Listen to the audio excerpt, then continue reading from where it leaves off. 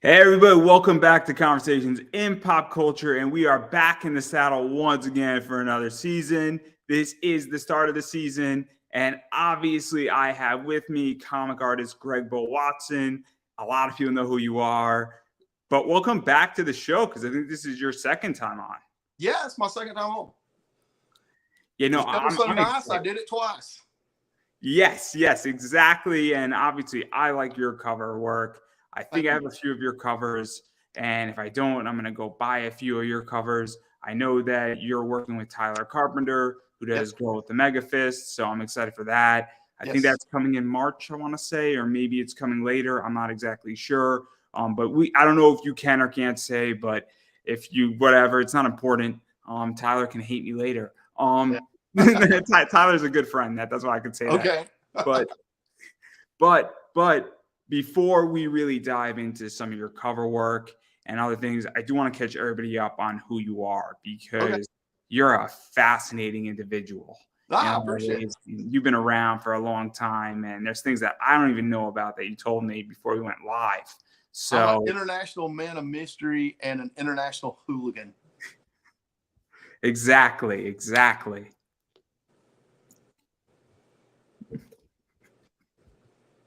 Mm. So what basically I just want to catch everybody up on who you are because you Yeah. work for Cinescope. I think hmm you've done some stuff for, some mainstream companies. hmm I think you've done some stuff for a bunch of indies. Have Yes. you done something for Dynamite? I don't know if you've Yes. done Yeah. something. I've done a couple of covers for Dynamite. I did a couple of Vampirellas, a Red Sonja, and a Panther. I forget because every time I turn on Kickstarter, your covers come up. Here's one of my Dynamites. It's a Panther. Yeah, I do like that one. I do like that one. That one's nice in a lot of Thank ways. So obviously, I just want to remind everybody who you are. But enough about that because I do want to talk about your covers. And Cool. the best place to start is with one of my favorite people that I enjoy interviewing and buying his work and what he puts out, and that's Jim Noble's company. Oh And yeah, Jim. Yeah. I love Jim Noble. I love the fact that he's an equal offender with some of his covers in a lot of That ways. he is. It's not. I love him to death, man. He came down to Heroes Con this past year in June, and we did. Yeah, I've got it right here. As a matter of fact, this is one I did for. It's one I did a naughty version too. Let's see here. Like a Sith chick on Must Fry. You got it up. It's never mind. There it is. So I did that for the Heroes Con exclusive for Totally Rad and for Jim. Jim's a great guy. It was a trip, man. Getting to meet him in person, and we just got to hang out a good little bit. And it's a Yeah, great so guy. let's even talk about this because I love Star Wars. Me too. I like old Star Wars, where I think 4, Mhm. 5, and 6 are the best. And I will end this interview if you get this question wrong. Which one out of those three was the best? Out of the originals, Yeah, out of the originals. Empire Strikes Back.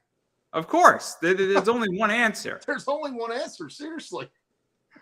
But what is this like, all jokes aside, though, that to do Star Wars covers? Because you've done a few of them Mm-hmm. for Jim, and I think you've done some other Star Wars stuff for some other companies. I am. But it's a very cool thing. People love Star Wars comics, and they're fun to do.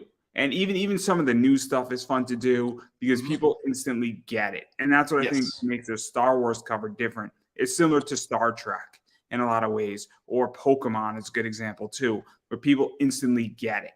Well, And it's so kind of a universal language. I mean, and you can kind of tell. If somebody tells me that they weren't around, if they tell me they were around when the original Star Wars come out, then them and I automatically have like I have a frame of reference of everything they know about, as a kid. But Star Wars, it just is this zeitgeist that came around. It changed so many things. I mean, it changed everything from movies, obviously, to action figures, to merchandising, to you name it. And you all it's hard. You're hard pressed to find somebody in fandom who likes other things that also don't have the common love of Star Wars in some way and level. You know, they can be an insaniac like you and I. Like I'm sitting over here, and off to my left in the game room here is a life-size Han Solo in carbonite leaned up against the wall. So the old Elusive Concepts one, you know, and I got a life-size Yoda in there, and I've got all kinds of stuff like that throughout the house. Yeah, so even being a fan, and then obviously, I mean, I'm 30, so I'm significantly younger, but I love the original. I enjoy Right. the prequels. You know, I went to go see the last three, 7, 8, and 9, I'm and sorry. I enjoyed seeing it, but I did not like the movie. If that makes any No. sense, where I enjoyed the experience and I Yeah. appreciate the graphics, but it was a rough one. It was rough, those three. But I It could was. appreciate what they were trying to do. I I don't think get they could get what they were trying to do, really. I think Disney has not found its footing yet. It's like, you know, when I was a kid, let me just put it to you this way. When I was a kid, I'm really dating myself now, but Disney World in Orlando was just opening, right? And my parents used to take me every year to Disney World down in Orlando. And I love Disney World. And when I was a kid, I loved Star Wars so much that at night before I go to bed, please, God, please let one day Star Wars have a theme park like Disney. Then all of a sudden, flash forward all these years later, my childhood prayers and dream come true. Disney buys Star Wars. They create this whole Galaxy's Edge thing in this hotel. The hotel was a major flop. And then they theme Galaxy's Edge. They're like, what can we do? I understand what they were doing because they're wanting to push forward their version of Star Wars, but nobody wants to see that. Everybody goes in. I know people that work down at Disney. I know people on the inside, and they're saying all the time that's one of their biggest worries is the number one question for guests in the Star Wars Galaxy Edge is where's Han Solo? Where's Luke Skywalker? Where's Princess Leia? Where's references to them? You just can't find it. It's all this new crap. Well, I'm a shareholder, so I'm a little biased. It's too easy. It's too easy. But I get that argument and I understand. But for Yeah. me, I love Star Wars covers because, again, you said it really perfectly where it's just universal, where I can spot a Star Wars cover from miles out. You know, when Right. somebody does, so Zenescope did an Ahsoka Tona by Sun Kumanaki, Mm-hmm. and that cover was amazing. And I sold that cover because I bought a second one and somebody paid a lot of money for it. Yeah. Because it's just a beautiful cover and everybody understands the language. And Right. so it's just very cool. And I'm one of the people that will spend a lot of money on May the 4th with Yeah. comics. You know, there's certain days that I will spend a lot of money on comics and I prepare for it. I mean, I'm starting to build that fund right now, but I just think it's so interesting. And then I think this is another one that's also Yep. that That's you another get. one of Jim's. Yeah. And so what was this like too? Because this one is definitely, the bad guys. And I think this is Leia. And obviously, I don't know if it's Groot or if it's Yoda Oh, it's or Baby Yoda. It's Baby Yoda. I there don't we call go. it Grogu. I don't. I refuse. It's Baby Yoda. But I'm kind of like, if I have a choice, if somebody wants me to draw a fairy tale character or a character, and luckily most of these guys, when they get me into a cover, they'll have like some kind of rough theme in mind, maybe, but they'll say, oh well, like, okay, we'll do a Star Wars Day cover. And like Jim's great when dealing with stuff like this, gave me no direction, just said, hey, here's my character, and I want you to do a cosplay of her. And that was Jenny Cupcakes. You can tell because you can see all the cupcakes. Yeah. But he said, make it a Star Wars. Okay. So, I naturally, I just got to thinking with the cupcakes. I was thinking about all those multi-level things in Jabba's palace, all those little things where he's lounging around, and it's got this, that over there. Figured I'd have cupcakes all over the place and then throw Baby Yoda in for some of the newer, and plus my girlfriend's a Baby Yoda nut. So I almost had to.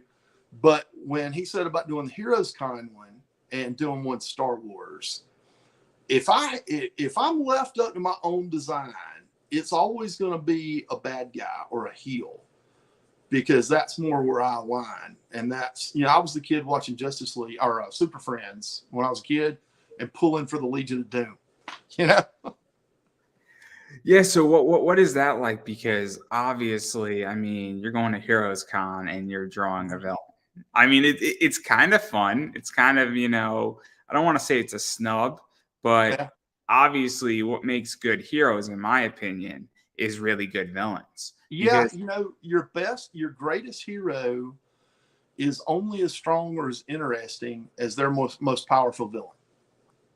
I mean, it's just all you look at Batman. I mean, I don't know that Batman would be so popular if he was just running around chasing everyday thugs or just maybe one or two villains.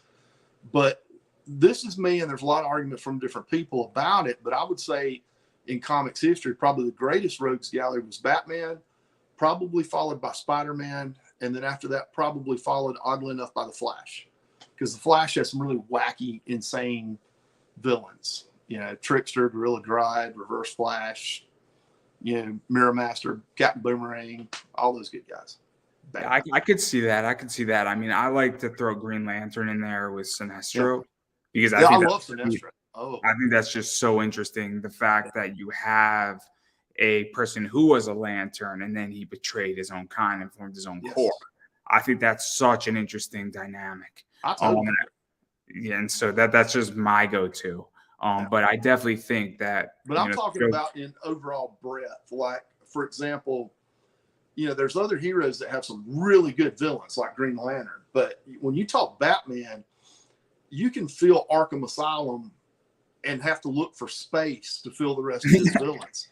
Spider-Man is probably right behind that. And then Flash, in terms of just sheer number of cool villains. But because you can't argue with Sinestro as being one of the top tier villains. I mean, he was in the Legion of Doom, for goodness sake. No. I get it. And I can definitely see it. I think I definitely agree on the Batman thing. And there's just a lot of stuff with Batman. But going even back into more Totally Rad, because there's some crazy covers you have done. There's another reference. Oh, yeah. To Jason, I believe. I think it's this one. So that one's cool in that regard. And that's always fun because, again, very much universal in a lot of ways. And then so is this one as well. Oh, yeah, that was Gwen. That was actually Gwen's idea. Because Gwen will get, my colorist, Gwen Dalagot, she will get on a kick about a certain movie or a certain character, and she cannot get it out of her head. And she is looking for some way to shoehorn this character into something we're doing. So she talked Jim into doing an Aliens Day. And I was like, hey, I'm all for it, And so, this cover would not be in existence if it was not for Gwen Dalagot. And it's a great cover. Yeah, no, I love it. I love the eyes on it, where it's just the colors that pop out. And I don't know much about Jim's, most of his properties in the actual book, but I know a lot of his covers. And I like a lot of stuff he does. And I just love the creativity and having fun with it and things like that. And he is so easy to work with. I mean, so easy to work with. So that's what I know, and I'm broke. So unfortunately, Jim has like 900 covers. It's a problem. Yeah. What is he, 3-4 years in? And he's got like 900 covers. It's insane. Something like that. And it is just, and you should have seen him at Heroes Con. He had the booth and all that stuff. And I was on the other end because he was down in Indy Island, and I was up there and he brought the books up to me, the HeroCon's exclusives. And well, no. He brought them up to me afterwards. In the beginning, I was telling people, and I was having to tell them how to find Jim. And they were walking down there, but Jim was never at his booth because Jim is a perennial. I mean, he loves comics so much, and he's a big kid to begin with. Somebody would have had to put super glue on his seat to keep him in his seat. I mean, he's up and just walking the floors of that con the whole time. There was a couple times I would take a break, and I would go and walk about. And when I'm walking through the con, I'm like, oh, I'm going to stop by and say hey to Jim. Never there. Never at his booth. It was great. So let's even talk about cons, because I haven't been to a con since before COVID. Yep. I felt that there was an issue at a con where I was presenting and I wasn't on it, and it just agitated me. And I decided to take a break off from Mhm. presenting and doing just fan panels, and then COVID hit.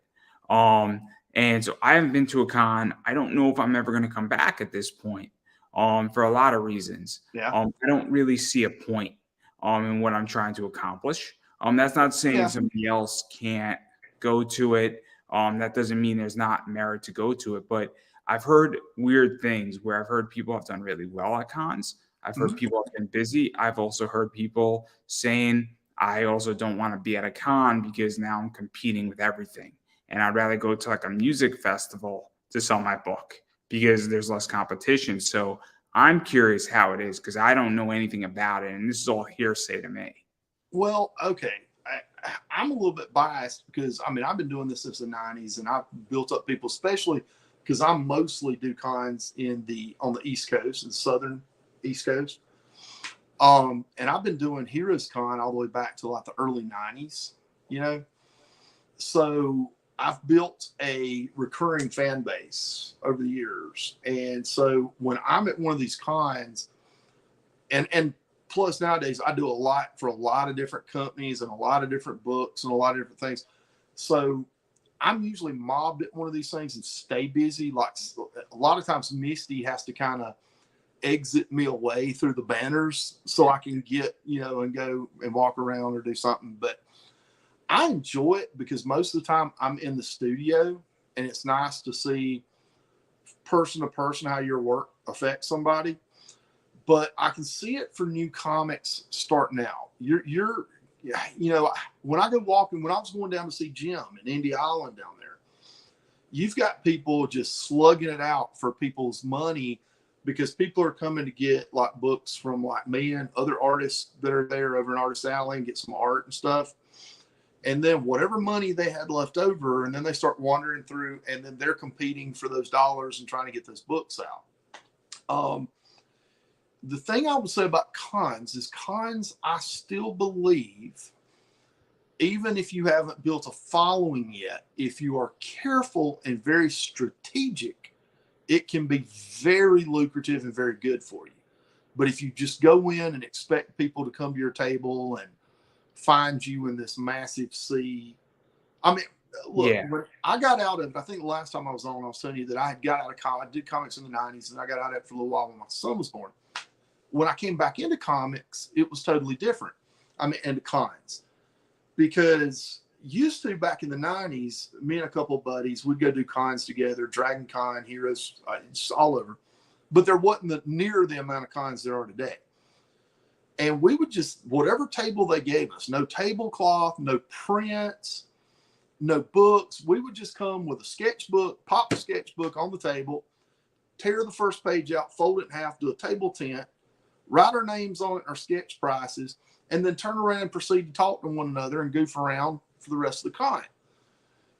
When I first came back to the con, I saw how different it was. I walked into the con building, particularly at Heroes Con, which is huge, walked in, and all I saw were a sea of these banners, these colored banners, with the person's name or the company name at the top, and then a character or some artwork or whatever. Everybody had these things. Now, when I was there years before, that was not a thing. So what I did is I sat down and said, how am I going to get noticed in this big giant sea of, banners? Because when I'd get up and go walk around, I'd get lost in all the banners, couldn't even find my way back to the table because everything looked alike. So what I did is I did artwork, but I left it black and white. And I noticed when I was standing up on the upper tier looking down at the con, my eye would go boom right to my banner every time. And because it was just so different, it was black and white and a sea of color. Yeah.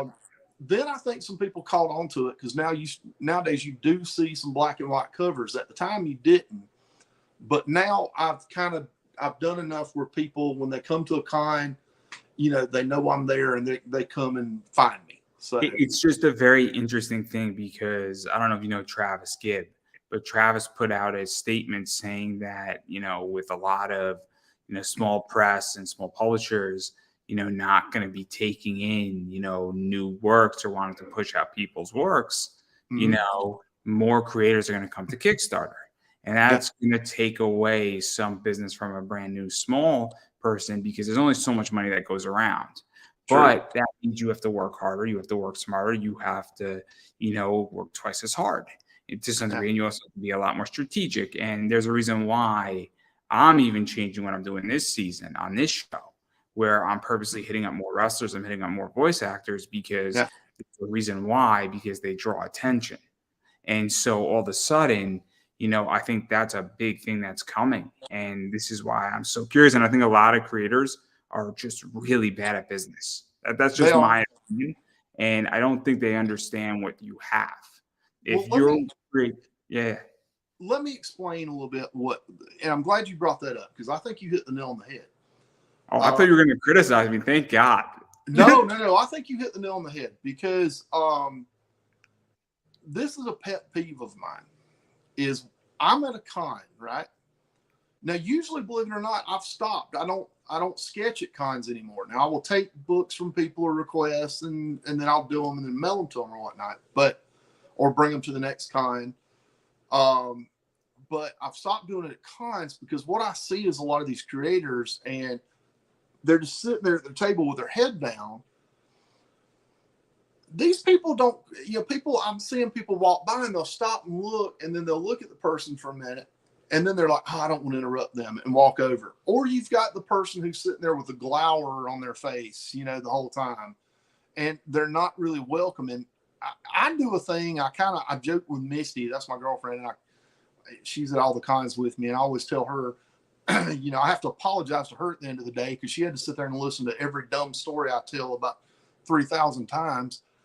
But, I told her it's kind of like dinner and a show. These fans support me. So I want to make sure when they come to my booth, they have a good time. So I'm sitting there talking to anybody. I want to take the time to talk to these people. I want to be really personable. And I hate to say it, but about 90 from the cons I've been to personally, and I go to a fair share of them. I would say about 90% of the artists that are set up there are just kind of like touch me nots, or they're like, or somebody will come up and say like, well, how much is this piece of art? Oh, it's such and such. Oh, it's X amount. And then they just leave it at that instead of saying, oh, cool. Oh, that's a good choice. Yeah. Well, let me tell you something cool about that art. I did this for such and such. Let me tell you a cool story behind it. And then it creates, because I love my fans. I mean, that's one thing. I absolutely love my fans. And because they keep me doing what I'm doing, what I love to do. So I make sure to make that connection. And too many of the people that are out there just don't do that. Yeah, no, I think it's a problem. I think a lot of writers don't know how to do it either.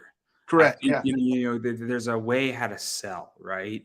So I sell on eBay. So I don't have a face-to-face relationship with my customers, but I have a message dialogue. And so I find ways how to make something more attractive. I find ways how to make something better. I also write a thank you note in my box when I have a repeat customer, or I'll throw them a $20 book if they just ordered something and they've been ordering from me for 4, 5, 7 books later. Right. If they really spend $1,500 with me, because again, I'm not going to go ask somebody their number. I don't think that's a good idea. I don't want to invade somebody's space that way, nor do I think it's fair on eBay. But if I send you a $20 book and I'm like, hey, thank you so much for buying from me. And even that, and I think there's ways how, if you're not social or you're bad at it, there's ways how to do that where, or you can say, hey, if you buy this piece of art, I got this print and I'll throw that in, anything of that nature. And I just think that a lot of people are just bad at this, and I want them to get better. Like it's not me saying I'm going to crush you because I'm not an artist, but I want you to get better. And I don't know how to make that work, but I'm like, because I want people in comics to make money, because if you're making money, you're not taking money out of my mouth. If anything, you're adding money potentially to me, because there's a way for me to make money in business. And a rising boat, raises all ships, if you look at it that way. Because another thing I run into now, there's a good amount of people like down here in the cons that I do, and we all get along, and we kind of consider ourselves like one big Carney family, because Misty and I travel a lot of places. So once we're up northward, there's a bunch of people we know close to up there. Then, a little bit westward, we've got, Heroes is the one where we usually see everybody. But, it's just the fact of being personable, but then also, it almost gets into too much of a competition mindset, that people are afraid to share what they're working on because they're afraid like this other guy is going to hit up the comic book company you're working for and say, oh, I can do it better, I can do it cheaper. I see that mentality on people that are starting out all the time. And yeah, I've run across some, and there are some bad people out there in the business. There is, but it's that way in every business. And, you just kind of got to get your own network and kind of rely on each other and help each other out. Yeah, it's tricky because I've run into bad apples with ideas that I've thrown to people. And people are like, you shouldn't do that. And then I'm like, why? And then like, you shouldn't do that. And then it's just bad. But then I've had other people say, oh, that's kind of an interesting idea. And it's tricky. And you know what? It depends on who's saying it, how they say it. And so I'm very reserved, actually, in telling people my ideas, because I've had 2 or 3 bad experiences, and I personally don't want a fourth. I don't. And I don't feel like sharing. And it's an unfortunate side effect when that happens. And knowledge dies when that occurs. I mean, I'm very secretive of certain things that I know and how I run my eBay business. Because, again, I don't want people to know that, because, again, I don't want that challenge, because I've been challenged enough. And it's an unfortunate thing, because I think I could help a lot of people. But also I don't want to be yelled at or shamed, for lack of a better word. Well, I've run into that too. I mean, I've got, I won't bring up who and what in the surrounding situation, but you and I were speaking right before the show, and I gave you an example of somebody I tried to help, and it ended up, exploding in my face. But I had to sit down, and I had to, for a while I was kind of real reserved about not how I would talk to fans, but how I would try to help other people that are coming up. And then I had to get back. I mean, I just had to be like, this was one bad apple, a really bad guy. And, I don't want to make everybody else suffer for it. And so far since that's happened, I've had good experiences, but that's not going to be the case with everybody. I mean, I get calls. You'd be surprised the calls I get. Misty laughs at me all the time, because my day, I go nowhere. I'm in the studio all day long. My phone rings, and it's either, it's anybody from people in comics, in the comic book world, whether it's vendors, dealers, or other artists, colorists, writers. But then also it gets into the weirdness where I've got like TV and movie directors and producers calling me and talking to me and just, hey man, what's up? Blah, blah, blah. Just shooting the pro wrestlers. I mean, it's the whole thing is just like, Misty's just like, you lead the weirdest life and know the weirdest people. I mean, it's so surprising. Like I did a con, and it was a great con. It was up in Upper Tennessee, Lower Virginia, right around in that area. And I was at a con with, and you want to talk about a weird array of people, okay? It was me. Now, it was a great con. The people that came were great. I'm talking about a weird array of people to have. It was me, Butterbean, Jake Roberts, and Marcy Darcy from Marabou Children. Talk about a lineup. It's kind of crazy. That was really cool. That's kind of crazy. My life is nice and boring. It's the way I like it. The most exciting part of my life is my crypto investing. That's going to be fun, guys. That's going to be fun. When I buy a house in Hawaii and then I buy the house next to it in Hawaii, we all know I'm going to paint it in Barbie colors too, just to be that guy. Well, and you got to put that little guest house off to the side that Gregbo can come and hang out in Hawaii and get his one time in the world vacation, because he's always so busy he doesn't get to take one. I'll put you in the Ken room. How does that sound? Yeah, about vacations and cons and stuff. It's so funny. I heard that. And I know what you're talking about. No, but No, I don't think you know the Barbie movie's coming is gonna be epic. So for those who don't know, what me and my friends are doing for the Barbie movie is we're all I'm guys. scared to ask. So what we're gonna do is we're gonna sneak a bottle into the theater and we're gonna get hammered during the entire thing, and it's gonna be a fantastic thing. So we're gonna walk in really walking straight, and we're gonna barely get out. You got to be walking out at the end like Hunter S. Thompson in Fear and Loathing when he's going into the, walking in and seeing the lights. We'll just be leaving Las Vegas. You'll just be leaving. But about like vacations and cons, this is kind of funny. Because there's a lot of people in my life that aren't in the entertainment business and such, and so they don't kind of know. They see like the glitz and glamour part of it, but you'd be surprised how many people like I went to school with or long-time, lifelong friends, even family members, that'll ask me, they'll be like, oh, you and Misty get to travel all over the place, and we see y'all are traveling all the time. Y'all must see the greatest things. I'm like, no, we don't. I said, we get to have fun when we go into the cons, but in terms of seeing stuff, we would make plans before going to a con. We're like, oh, we're going to this city. We'll look up some cool places to eat, look up some cool places to see. We get there, and the inside of every con building looks exactly alike. Okay. All right. The end of the day, I am so exhausted that Misty has all these ideas. I had all these ideas up to about midway through the day, and then Misty just looks over at me. Hey, you just want to order pizza and get it sent back to the room? I'm like, bless you. So this is interesting because I think people forget, and this is one of the things that I talk about sometimes, is on a business level, is that when you go to a con, you're working. Yeah, 100%. And so this is something that I think people have to really understand, is that if you have a newborn kid or you got a 3-year-old kid or a 5-year-old, that you want to spend time with your kid and he's playing football in high school and he's 16 or 17 and you're going to a con, you're working on your weekend. And if you have a 40-hour regular work, job, a 9 to 5, you have to remember, do you really want to give up your weekends? And there's sometimes a good reason to, but if you're doing 25 cons a year, you're going to be shot if you're in that position because it's a lot. And it's not a traditional work environment where you're working essentially 24, 28 hours in 3 days, more or less. Well, I'm going to be cutting a lot of my cons out going forward. I mean, I'm pruning it down because I'm so busy now. Because last year, what happened is I'd already promised so many people I was going to be at this con, that con, or the other con.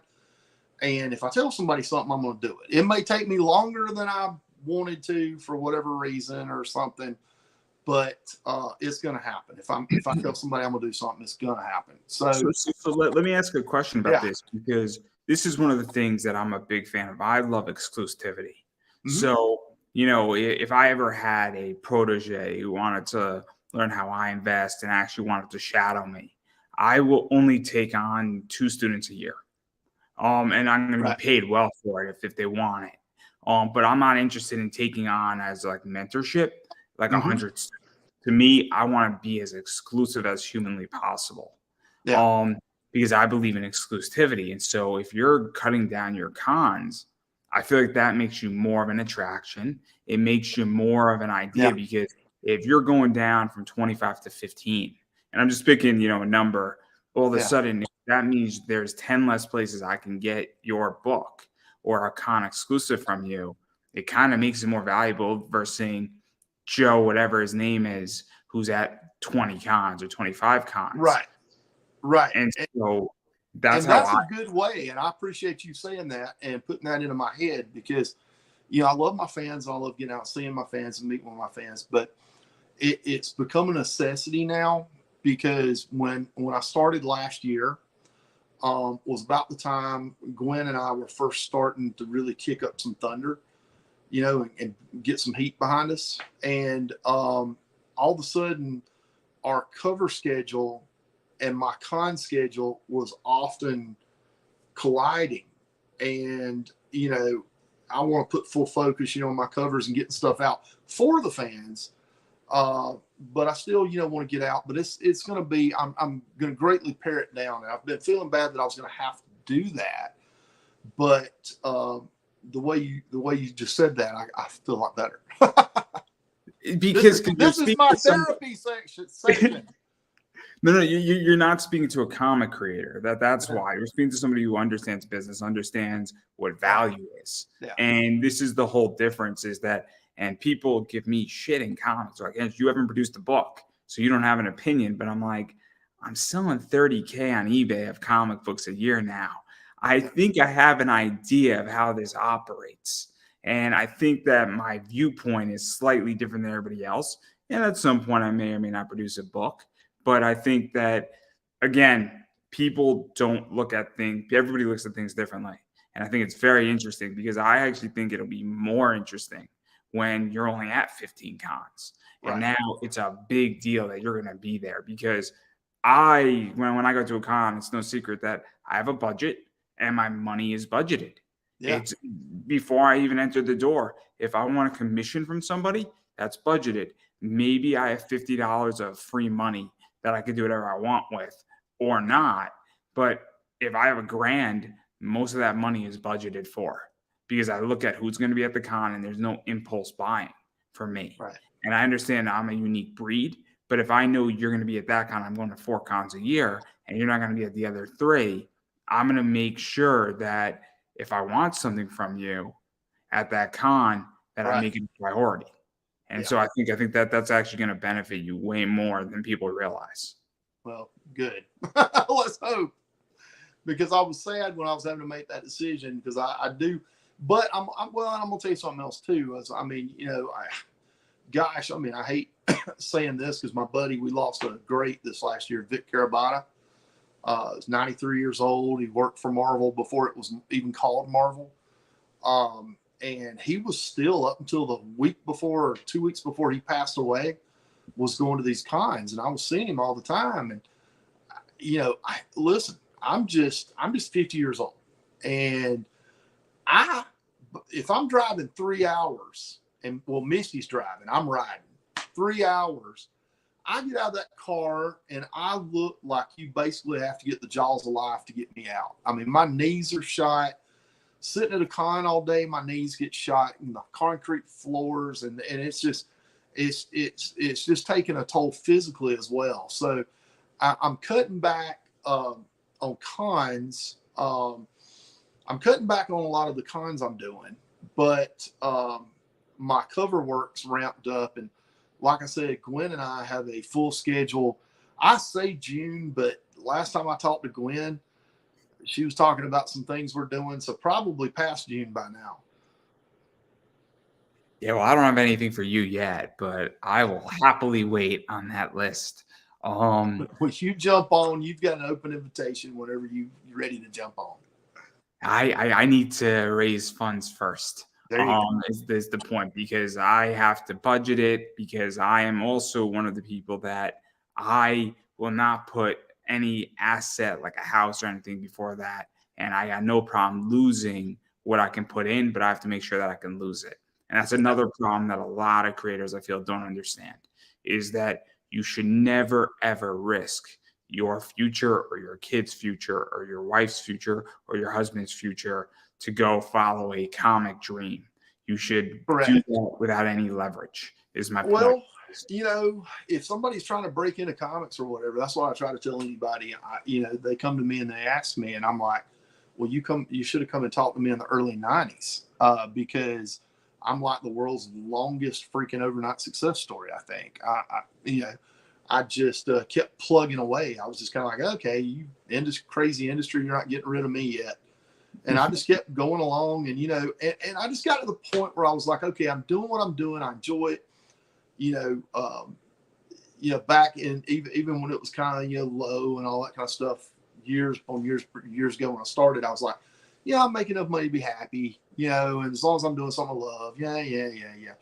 But you have got to put in the time, sacrifice, Well, I'm God, not saying that. What I'm yeah. saying is that, you know what is, if you have a 9 to 5 job, don't quit your nine to Mhm. five job and you want to do No, you art. can't. No, no, no, no, you can't because you know when and so a lot of people don't know this about me. They know I was doing it all the way back to the '90s, but when my son was born in '98, and I had a good independent book that had come out that I had written, drawn, penciled, ink, colored. I colored it, wrote it, laid it out, the whole 9 yards, and it did very well. But I had to give that up because my son was born in '98. And, he was born early and I wanted to be there for him and watch him grow up. And I didn't want to have to be out traveling and all this kind of stuff. So I was a creative director for a huge ad firm in the Carolinas and then left there, created my own firm, ran it for years. So, I have on top of the art and stuff, I have a design and a business background. So, I didn't one day just say, oh, I'm just going to throw everything away and do comics. But when my son got older, I realized that's always what I wanted to do and love to do. And by the time my son was starting to wrestle, I said, okay, if he's wrestling, he's old enough now, I said, okay, I'll go on there and I'll start doing the comics and stuff again. And that's when I got hooked up with Zenescape. Because this is one of the things where I believe in entrepreneurship on the side. I'm a big Mm-hmm. believer in that. Mm-hmm. So I have a 9 to 5 job and I have a very good eBay business. Mm-hmm. And it is a side hustle that gives me a lot of freedoms. It gives me a lot of investment freedom. Yeah. But again, I would never ever want to do my eBay job full time. I was on a very prominent show explaining it, and they said it really, really well. They said, you're happy with your margins, you're happy with everything. And I said, I like healthcare and I like my 401k. I'm not Mm-hmm. going to lie.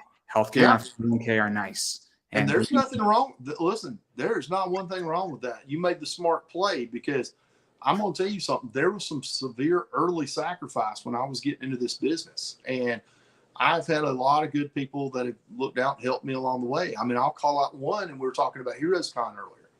Heroes Con has had me as part of their Heroes Con family coming to their con since the 90s.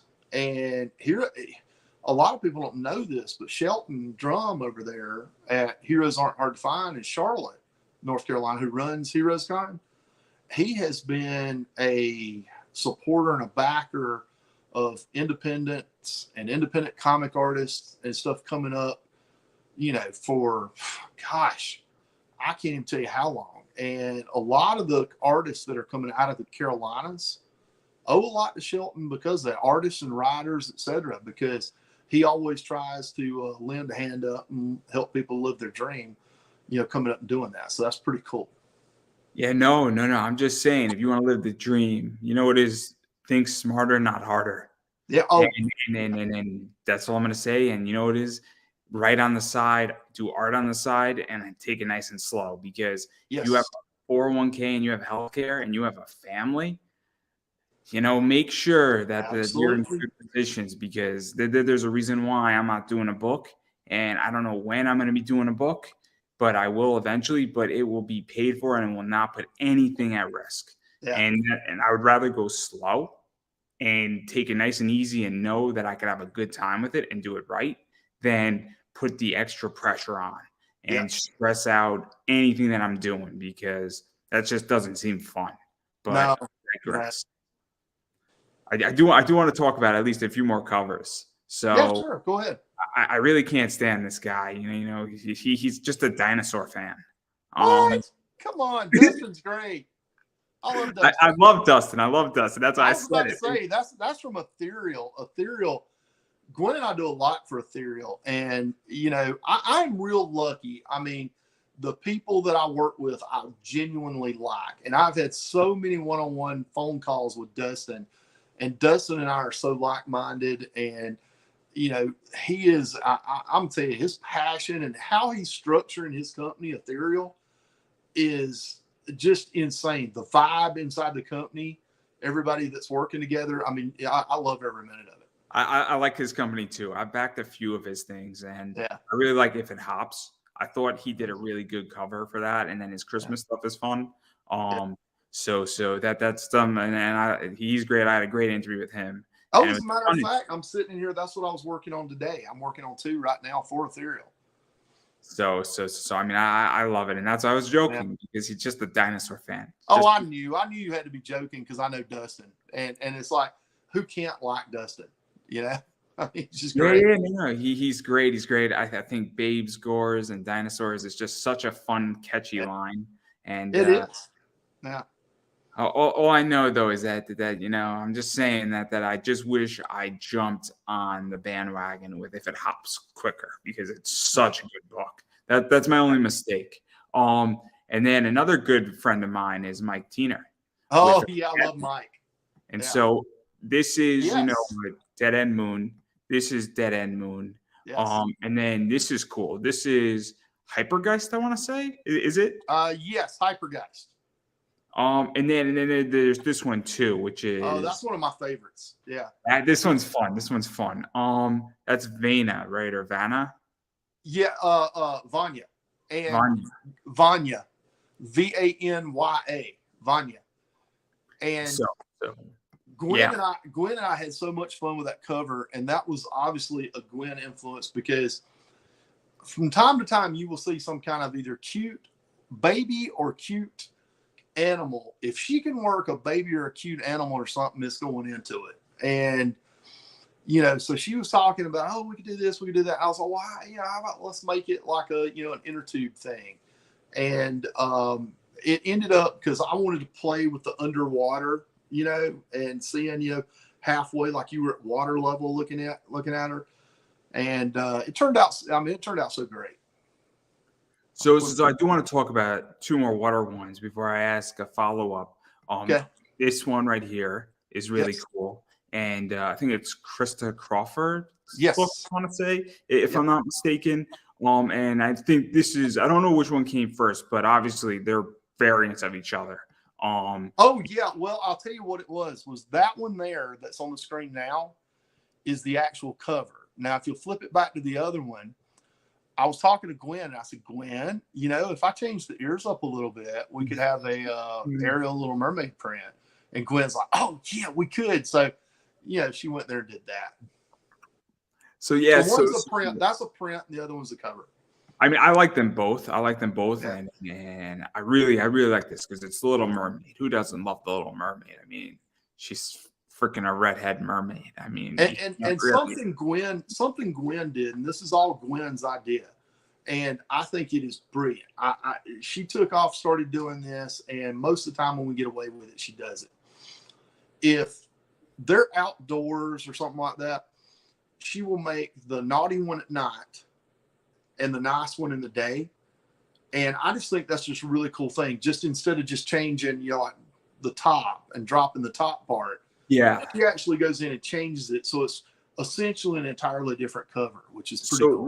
Let's talk about this because there's 2 things I actually am curious about because, and it relates to this one. So what is that like to mix it up? Because I don't think you've done like another cover like this with the underwaterness. And it's nice because I hate to say this, but when somebody does 200-300 covers, their work sometimes gets stale. And I hate to pick on J. Scott Campbell, but he has a lot of covers sometimes that are very similar. And it's like, it's another J. Scott Campbell. I don't feel like it's a J. Scott Campbell. I need to get it. And with your covers, I would say if I see 100 of them, maybe number 99, I feel like, oh man, I kind of seen that. But if you have one that's stale out of 100, it's pretty damn good. And so what is that like for you? Because I feel that's a problem, right? Like I don't. Yeah, it is for a couple of reasons. Because I always tend to try to challenge myself creatively when I'm working on something. And another thing is when somebody hires me to come in and do it, chances are they've seen another cover that I've done. So I kind of know they kind of expect and want that kind of thing. So I kind of have to walk a weird line of giving it to them while making it different enough. And that gets kind of tough. But like I said, a lot of the people I work with, Mike Tenner's one of them where he just, he is really positive and really good about letting Gwen and I come up and do our own thing, because, we don't get pigeonholed into something. And as soon as I heard this was going to be kind of a summer themed, and I'll tell you, the inspiration from that came from one of my main two influences on my work. And it was a pinup artist named Gil Elfgren. And I'd seen one he had done one time, and he had the water line going. And I always wanted to try to do that, to see if I could pull it off. And then I got thinking, oh my goodness, the float, this would be perfect. And actually have the float on the water, and you can almost see it kind of bobbling on the water. And I was like, oh man, I want to play with that so bad. So, I told Gwen, and Gwen's like, okay, aces, that's cool. Gwen was okay as long as there's a look of a baby dinosaur in there somewhere. So she was happy. But Gwen was telling me, she goes, oh no, water, Gwen's real hard on herself about things, and I don't think she should be. She goes, oh, well, with water, I don't know, that's a lot of water, and then she nails it. I'm like, oh my God, what was the big to do? I said, it was amazing what you did. I mean, she knocked it out of the park with the colors on that. There's just no way about it. No, I like that cover. But again, I'm very selective on what I buy, because I like every cover. And it's a problem, and you run out of space, and then people yell at you. Yeah. My mom's like, what's wrong with you? And it's great. It's wonderful. And speaking about another company, that's a very cool company that I may or may not be batting heavy this month with, Merc Mac. Oh, yes. Kindle's TriStar's coming on in like an hour. Justin Thompson coming on, another Zenoscope guy, another, Merc guy, and this little guy named Dolan. I don't know. He wrote this book called Born of Blood. Yes, it's so I don't know, Gladiator. We've got a brand new. I don't know if it's been posted yet. I don't think it has, but we've got a brand new cover for like one of the new Born of Bloods. Oh man, the perspective on it and stuff. So let's talk about that, because I don't think Merc, and I'm very honest about this, and I'm going to speak freely, Merc is not a Zenoscope yet, but they're in Zenoscope vein, because Merc is in its genuine phase. Without a doubt. I don't think anybody... They're going to blow up in a huge way. I'm telling you, because the people that run the company are amazing. Love working with each one of them.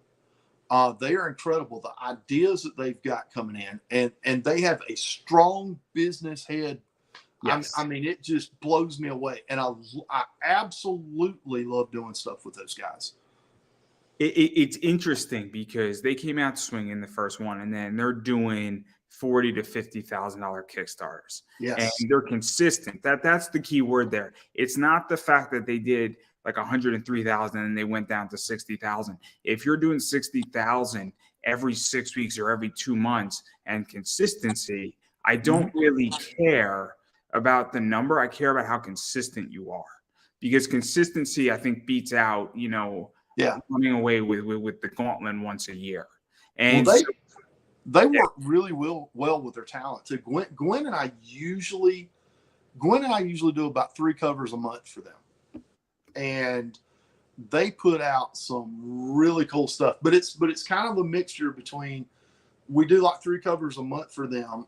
One or two may be for Merc, the other one may be for Comics Elite, or maybe for their new imprint Legends that they've got coming out. And with like Guns and Angels and Jamie Tyndall's book. Yeah. So like that one you showed a minute ago with the gun that's pointed forward, that's for Jamie Tyndall's book, that Guns and Angels. Yeah, and that's on Kickstarter, right? I believe so. I think I'm gonna tell you, Gwen's the one that keeps me straight on all that. She keeps up with all that. My ADD, I'll probably tell you the wrong thing, but I know you can get it through. This is the book that I wish I bought that I didn't, and I was foolish. Not that one. This one. This one. I can't share this one on Instagram. No. Just so everybody understands, the cool down is not part of the book. I didn't put it there. I didn't put it there. It was there before, but it's not there in the book. I think, right. I mean, that's the censor book. No, it's yeah, you can see everything. And funnily enough, I got to tell this funny story right quick. If anybody out there is not following me or Gwen Dalagot, obviously please do on social media. But if you're following Gwen as well, you will see that I will either not put up the naughty version at all, or I'll just have something that goes across that says naughty. Gwen picks themes like for Vanya, for example, with the dinosaurs, over there with Mike Tenner, she will put like the toy store dinosaur head. It's always funny seeing what she puts. And, one time then we started getting questions like, now, are those actually part of it and on the book, and because it looks so much like, because it's the stuff Gwen got and it's themed that way. And I said, Gwen, I'm just going to put censored across it or something because, and Gwen's like, no, I won't put these cute dinosaurs. It's funny. I'm just going to say, I'm going to put, if I ever do nude covers, it's going to be TN on it. And there's going to be an N in the middle because that's a wrestling joke for you. Oh, yeah. What? We have to make an impact somehow. I love Jim Cornette, but that's a dirty word. Oh, come on. No, we love Cornette. But in all seriousness, if anybody has this book and you want to sell it to me, please reach out to me because I'm a buyer for this book. Anyway, enough about me posturizing right there. There's some other stuff too. Obviously, there's this right here. Yeah. This one, Star Wars. Right. Happy Easter, everybody. This is the better version of that, or the lesser version, I should say. This is the better version. And then I'm pretty sure Dolan's watching. So yeah, I'm just gonna leave it up there. I know. I think a Kickstarter is coming for this one too. So I think I can say Gwen and I have done, off the top of my head, I'm pretty sure about this. Like I said, I got ADD and we're doing so much, but I believe we've done 3, maybe 4 of the Born of Blood covers. I don't know. I don't keep up with it. I think we've done like 3 or 4, but now keep in mind, some of them may not have been shown yet. Yeah, it's tricky. So I might be talking out of turn. I know 1 and 2 came out, okay, and then I think 3 is being kickstarted, from my understanding. But I could also be speaking out of turn here. Again, I have no affiliation. I am just a humble interviewer who likes comics, who appreciates really good artwork. Thank you. And so obviously I don't want to speak out of turn. I don't want to. Well, if you like the Born of Blood stuff that you saw up there, I just absolutely, I think that's the first Born of Blood one that we did. And then after it, we've got one where she's dressed as a gladiator and she's in the middle of the arena. And Gwen's got the dust coming up. Oh, it's amazing. And then the other one, the most recent one we did, I don't want to say too much about it because it might give away something in the story, so I won't. But the perspective on the cover, the perspective and stuff, there was a lot of perspective stuff going on to get that angle right and everything. And I'm real thrilled with how that. I mean, there's a lot going on in this cover if you know what to look for. And I'm not going to say. There's a lot of hidden, like a Roman Greeky kind of things back in there. I mean, nothing like hidden, but a little cool bunch of details. If you have an idea, and I've only read 1 and 2, I haven't read 3 or 4 yet. Yeah. But Dolan did send it to me, so it's just because he's coming on. I think on the 17th. From last time I checked, 17th or the 8th. Sweet. It'll be fun. It'll be a good interview. It always is. But there's a lot of stuff, and I know things that are going to happen, and it's going to be super interesting. But again, I don't want to ruin too much because I don't know what I can and can't say. But I do have an idea. And then I do want to just briefly show this.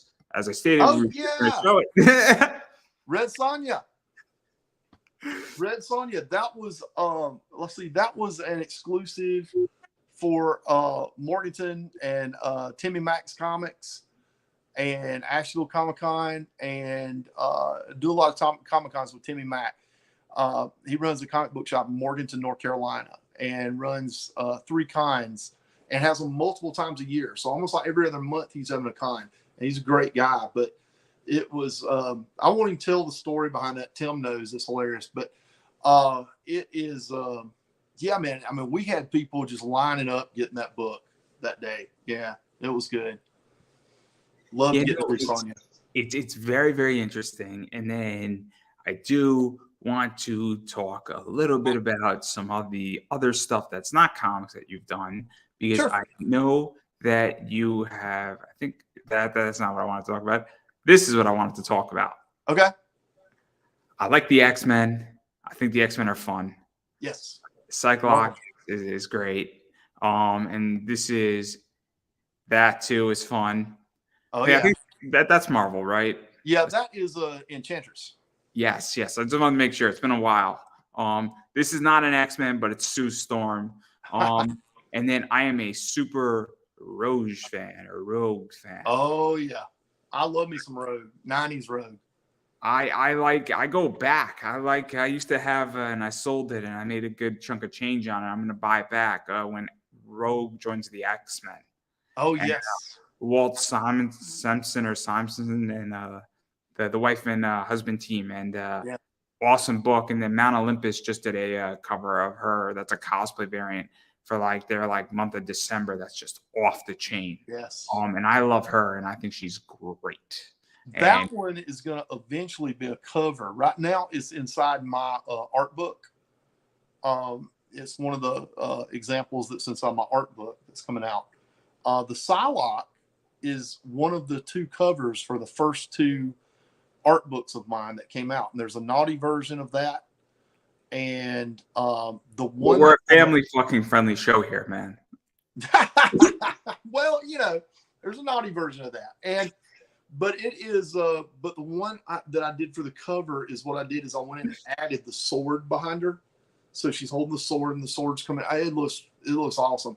And then the other cover, because we launched with 2 covers to my art book, and the other cover to it was what do you call that? What's the cute word? Kawaii. I'm going to say that wrong, but it's a Japanese word for cute. But it's yeah, there you go. That's the other cover, Kawaii Harley Quinn. I love that one too. It's Japanese. I love Japanese. I love pandas. And there was a whole mix up on that too, because that was actually going to be a Niobe cover, and we went with another Niobe cover.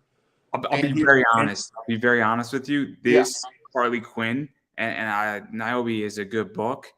This is so much better. And nothing against Larry, but man, this is right up Harley Quinn.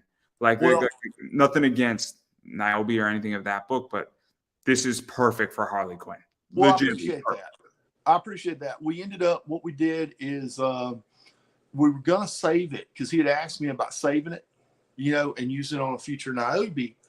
But then, over a period of time, I think I forgot about it. He forgot about it, I think. And then I found it and I was like, hey, Gwen, why don't we color this up and I'll make some changes and then you can do some coloring on it and we'll make it Harley Quinn.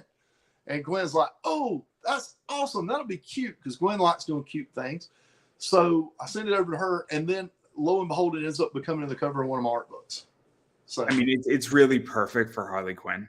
This is one of the things that I think sometimes people don't understand. So I had Otis Frampton, who does Oddly Normal, and he was commissioned to do something, and then he drew it, and he's like, I really can't give this one to you. This is really too perfect. And he wound up throwing something else for the guy. The guy was happy anyway. But I didn't have that with my logo, which is a cute elf. Yeah. But if somebody was an artist and was like, dude, I really appreciate it. I'm sorry, but I drew something that's so perfect for something else. And I know I would probably not be angry, right? In the scheme of things. I might be like, cool, like how fast can you draw something for me to fix it? But I get it. And that's the thing that I think sometimes people don't understand, is that something is perfect. Yeah. And I'll be very honest. I mean, I think that is a perfect cover for Harley Quinn. Well, Like, thank you so much. I do appreciate it. And you were saying about the elf, and I told you earlier that I'm working on something for Dustin in there today, Ethereal. I'm actually doing an elf archer for his upcoming Fallen Leaves, his Fallen Leaves story, his Fallen Leaf series about the my elves. cute little elf. She's up there Yep. now, and And she's adorable. I've got this elf archer, and it's looking amazing. So I'm gonna be finished with it tomorrow and sending it over to Gwenny. And so, but again, if the person who designed that elf was like, man, this is perfect for something else, and she's like, yo, I'll get it done for you in like a week, I Yeah. probably wouldn't be angry, because I Yeah, get it that sometimes creativity just happens. And it does. believe me, I work in a very interesting field in my 9 to 5 job, and you'd be surprised at 4 a.m. I get some ideas, and people are like, "How did that happen?" So there you go. And then obviously talking about this right here too, which is Comic Yes. Elite, and there's this one too. And so what's the story behind that? Because I think Well, is and this this is the metal cover for that. oh, I can't afford that. I can't afford that. Oh yeah, It's not one thing see the shiny metal. Yeah, I mean it's great. But this is Fate 68. Okay. And Fate 68 has got Gwen and I to be doing a lot of covers here recently. And they've got some really unique, interesting characters and storylines coming up. And we just did, I think you showed briefly earlier, it's the same company we did Pumpkin for that has the wreath, holding the wreath. Oh yeah, yeah, yeah, yeah. This Right there. one, Yeah, this one, and this one, I believe. correct. And well, what happened is the character that's on the front of that Harley, years ago, I did, and I kind of did it in a, what's the guy's name? Bruce Timm. Kind of a Bruce Timmy kind of style of Harley wearing a gangster outfit. My girlfriend actually cosplayed her as her once and had a Tommy gun, and the Tommy gun's going all over the place and doing this. And I always wanted to do a better version of that for print or something. So I talked to Gwen and I said, hey, we're doing J.P. Cummings for Fate 68. And it's an awesome book with an old kind of noir feel to it. And she's got the detective outfit and the little hat, and she's got the cigar and the Tommy gun. And I got to look at it, and I said, well, what if I said, Gwen, what if I change some stuff? We'll make her Harley. I'll put in a hyena and go to town with it. So we did it, and it was just going to be a print for us. Well, Jason Conley, the owner of Fate 68, saw it, and he's like, oh my goodness, we want to do this as an alternate cover. So now it's an alternate cover. So what is that like? Because it's kind of cool, and I don't know. Was this your first DC cover or your first one in a while, at the very least? Well, right? this was not for DC. It's what it was this is JP Cummings for Fate 68, and this is a cosplay cover of JC Cummings as Harley Quinn. And what we did was we were just going to do it. Gwen and I were just going to do it as a Harley print, for us to have at cons. And then Jason over at Fate 68 saw it and said, oh, I want to do that. Let's do that and add that. So he added it to the Kickstarter. Yeah. So what is that like? Because you're just pushing something out, and obviously somebody wants it, right? And somebody's like, I want to put that on. That's happened to us. Well, that's happened to us. That's happened to us more than this year than any other time in my life. But now it's like if Gwen and I'll do something kind of like on the side, to have like at cons or just to promote ourselves or something. And then somebody will see it and hit it up and say, hey, can we use that, buy the rights to that, use that as a variant cover? And we're always like, yeah, sure. But it's pretty cool, to be honest with you. And that's happened. I can tell you that's happened probably, I don't know, about 15, 20 times probably in the last year. which is pretty cool, because it lets us do something we want to do. And it was just a natural progression, because JP Cummings is this awesome character, awesome noir character with a hat and the Tommy gun. And, I was just sitting there thinking, I remembered all of a sudden it hit me in the head. I was like, oh yeah, I remember doing that little Harley I did. This would be perfect. So I took the time, drew a little hyena in there for Harley, and then did the costume more Harley-esque. Sent it to Gwen, and Gwen colored that. And put all the ha-has behind it, which was genius and looks great. And it now it's a cover proper. And that's what got Fate 68 to come to us when we were doing Pumpkin for Halloween and asked us to do an Ivy cosplay Pumpkin cosplaying as Ivy version for that one. No, that's fascinating, and I wish I was an artist. God damn it. That's all I gotta say. That's all I gotta say. It has its moments. It has its moments. I'm a humble podcaster who just gets lucky interviewing very, very interesting people. And the only thing I know and my only advice to everybody is just keep asking. If you ask 10,000 people, you will come across the right people eventually. Just law of large numbers. Asking 10,000 people is a lot though. Tricky. It's tricky. It's tricky. Takes a lot of typing, a lot of calluses on your fingers. Invite 10,000 people to a big arena and grab a bullhorn. Do it all at once. That's good too. You know, that's also an answer. That's also an answer. Work smarter, not harder. There are many approaches. There's not a right approach, but there are many wrong ones. There are many wrong ones. Trust me. I have people. I was telling Misty one day. I have people, like I was saying earlier, calling me up and they'll ask me my advice on this, my advice on that. They'll be like, "Oh yeah, we're gonna ask you because you got all this, knowledge and wise stuff." I said, "No, I don't. I've just made more mistakes." I said, Let me ask you a question mistake about that. there is to make. Let me ask you a question about that. So I was speaking with Pat Chand, and Pat Chand I love Pat. Yeah. Oh, he's great. I love Pat Chand. Pat Chand's like the best. Him and Raven Gregory. Oh my I love Raven too. Yes. Raven has been like a freaking saint to me. The point I'm getting at here, though, is that when Pat crossed the 100,000 mark on one of his books, people felt like they could ask him more things. And I said to Pat, I might have said it live, I said, I feel weird to ask you anything. And so he feels that people are more emboldened to ask him things now and ask him like weird things and ask him for certain parameters. And I'm like, so I'm curious, how do you feel about that? Because you feel that people feel more like I can now ask you something and request something, or is it more along the lines that you're just the, I guess, wisdom tree for lack of a better word? First word came off the top of my head. Well, no, I guess, if here's the way I look at it, and I know Pat really well, and Pat's one of my favorite people. I don't get to see him enough, but Pat's one of my favorite people. And, he would probably be the same way and say, about helping people that are coming up. I mean, if somebody asks you something, it doesn't bother me to begin with before and after. But nowadays when somebody asks me that, I guess I just don't think about it. I'm just like,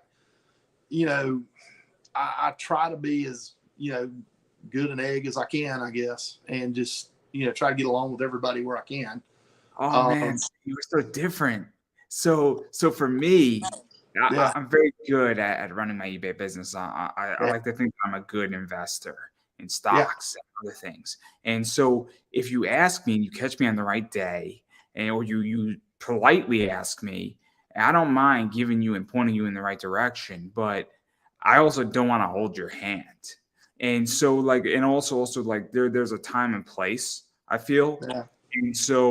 And also I'm not going to give you all my secrets, but if somebody asks me a general question on something, or somebody asks my opinion on something, it depends who you are. It depends how well I know you too, because I don't want to be deconstructive.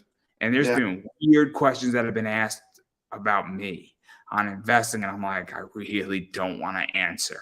And because let's just face it, people have asked me questions that they're wrong answers only, and I'm like, great. Yeah. So I would imagine it's tricky because you don't want to destroy somebody, especially like a new person who's coming up. Yeah.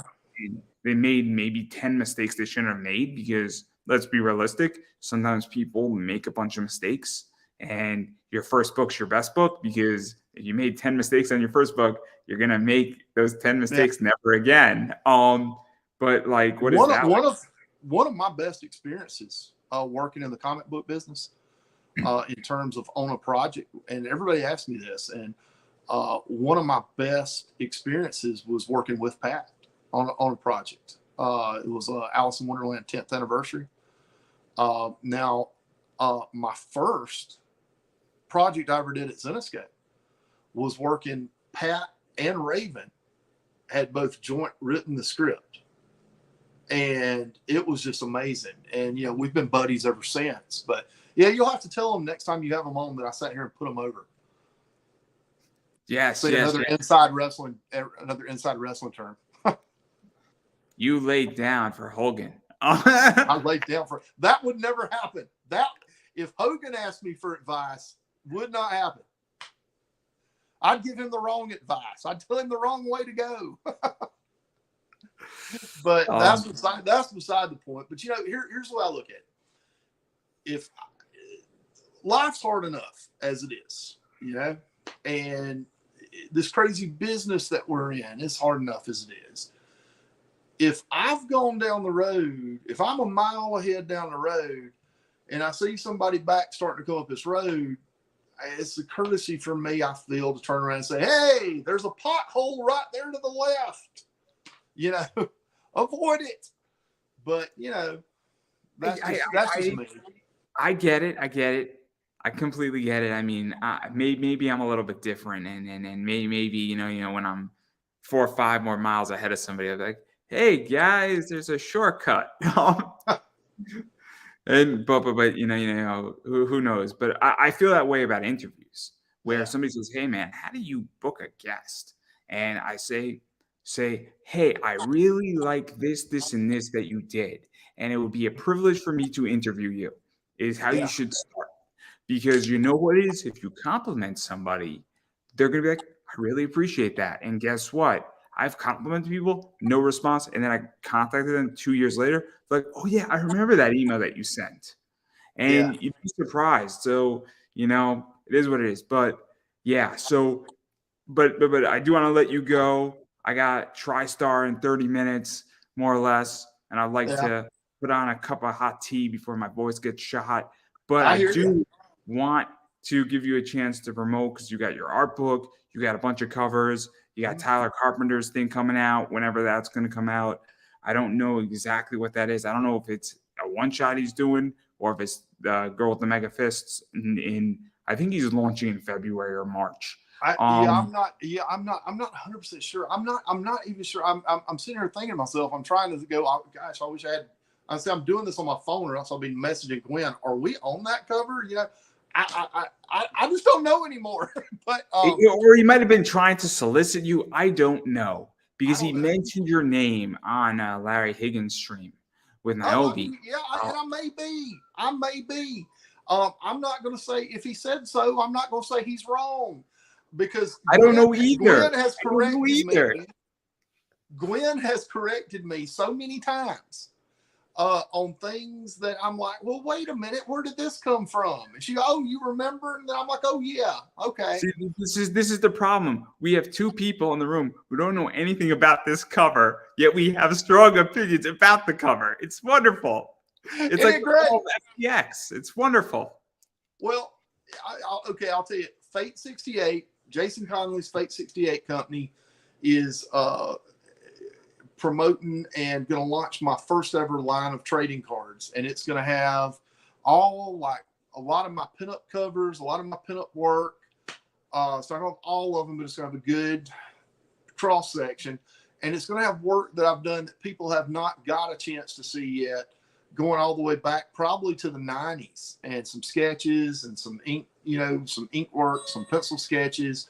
And then there'll be some chase cards, some foil cards, and all that kind of stuff.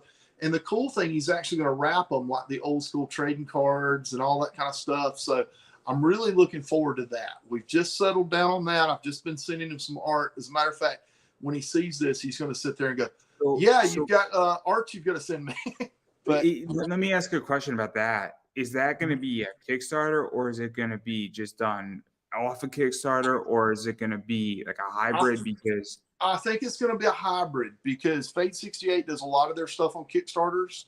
So I'm fairly sure, and I'm sure he's also going to be watching this going, no, you're getting it wrong. But I believe it is. The last time he and I talked about it, I believe it is because he does a lot of these Kickstarters. I believe it's going to be a Kickstarter or part of a Kickstarter.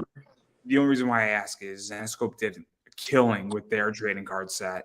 Did a killing, 100,000 plus. I know that Richard Parks, who does RPS or RPP, I forget his company. He always does well. He just did an Ultraman set. I know somebody else did something. I know Rusty Gilligan's going to be launching something either February, March, or April in trading cards. And I'm a big baseball card collector and a big trading card collector. And I happen to have bought a lot of Aaron Judge stuff that's now worth a lot more money.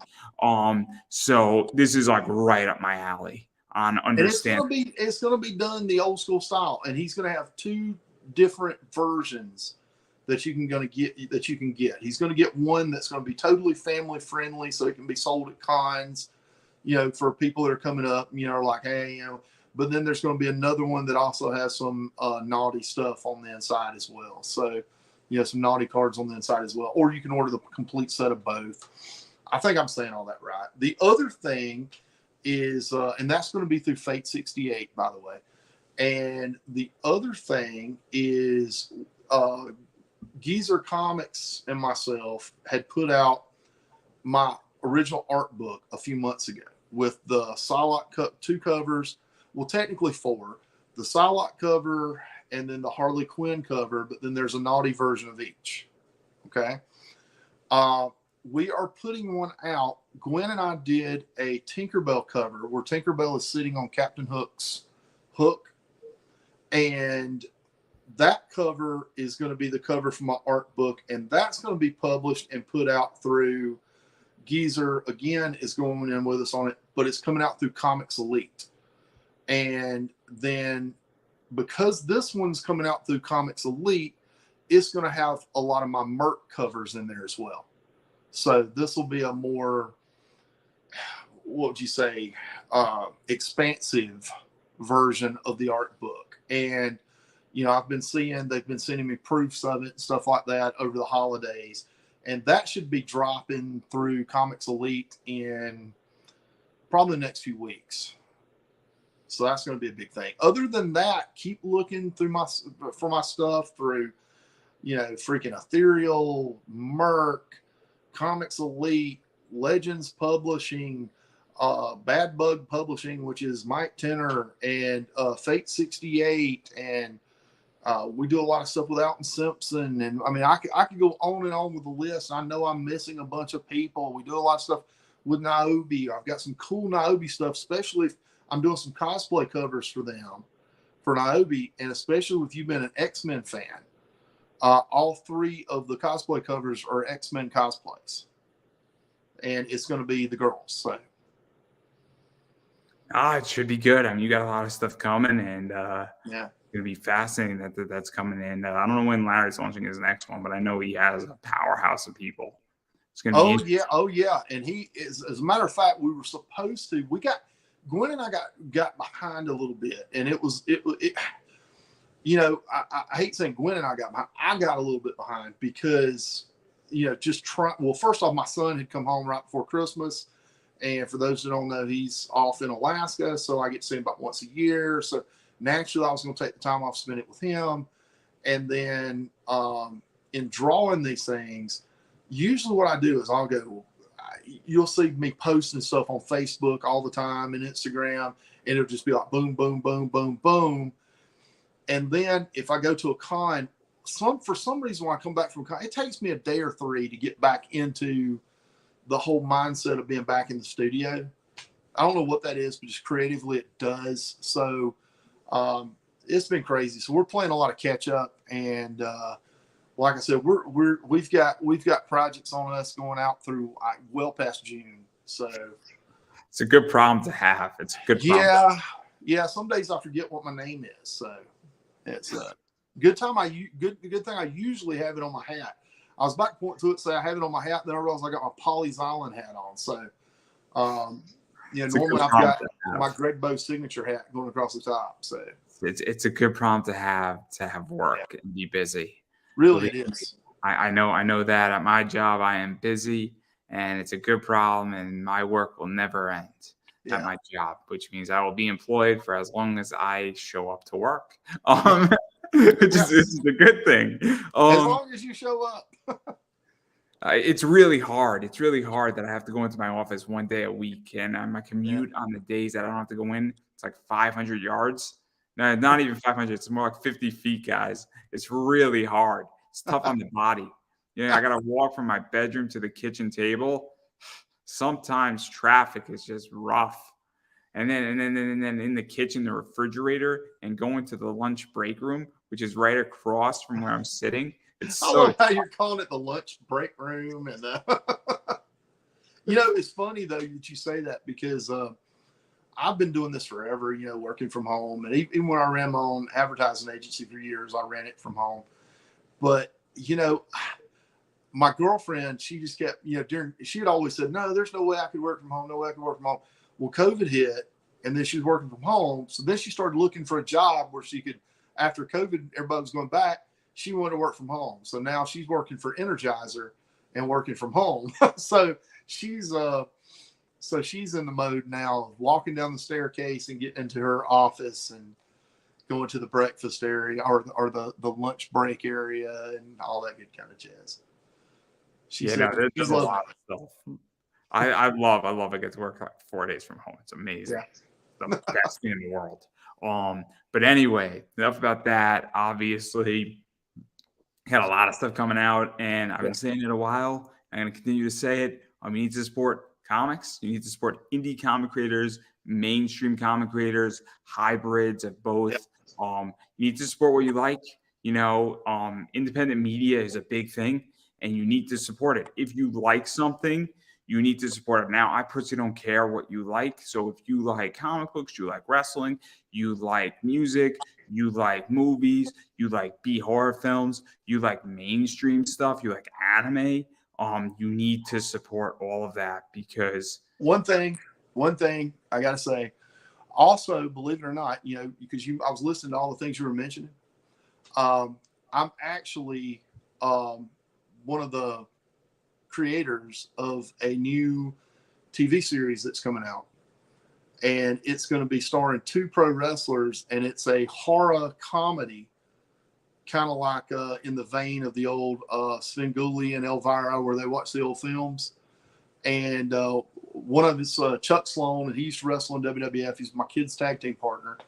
And then the other one you may remember from WCW, he was Rob Kellum. He is Rob Kellum, and he was the Maestro. And so it's called Sinister Cinema, and it should be coming out and being available in the next few months. That should be fun, and that's something to look out for. But obviously, you got to support what you love, and independent media is a big thing. And I'm going to quickly plug myself. Obviously, I am independent media, so I appreciate when people support this show. And the way you could do that is 4 or 5 ways. Typically, you could actually follow me on social media at Pop Anime Comics. On Twitter, Instagram, Facebook. You could shoot me a message. You could actually share out the interview. You can, send me digital comics, or you could ask me for my address and send me real comics. Or I do have Buy Me a Coffee, and I do appreciate that. Or if you would like to have me on your show and you have a podcast, I am more than happy to be there as well, talking either about money, my opinions on comics, or just my thoughts as somebody who sells a lot of comics on eBay, and giving my thoughts on the industry as well as insight. Or I could talk about investing, relationships as well. So obviously that's how you support independent media, any of those things. But remember, a Twitter follow, an Instagram follow, a Facebook like, they're all free. And so I really appreciate when people do that for me. And sharing this stuff out means the world to me, more so than anything else. But on that note, I'm going to give you the final word. Okay. that works. That works, everybody. And that is we've covered everything. And that is a wrap, everybody.